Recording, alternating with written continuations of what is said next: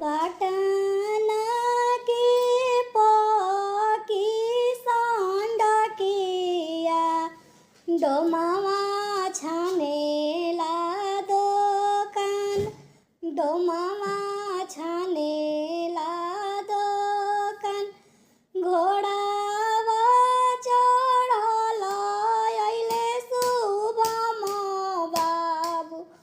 करे लगले कलशुपावा के मोल करे लगले दौरावा के मोल जल्दी जल्दी मोला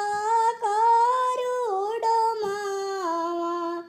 भइले अरघिया की बेर भइले अरघिया की बेर बगसर के पकी सांडकिया कुंजड़ा छानेला दोकान कुंजड़ा छानेला दोकान घोडावा चढल अइले प्रियांशु बाबू करे लगले फालावा के मोल करे लगले नरियरावा के मोल घोडावा चढल अइले हिमांशु बाबू करे लगले केलावा के मोल करे लगले उखिया के मोल जल्दी जल्दी मोला करू कुंजड़ा भइले अरघिया की बेर भइले अरघिया के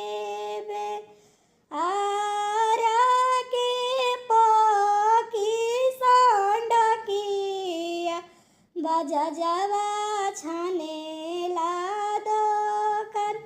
पनेरिया छानेला दोकान घोडावा चढल अइले उजवल बाबू करे लगले चुनरी के मोल करे लगले पियरी के मोल घोडावा चढल अइले अंशुआ बाबू करे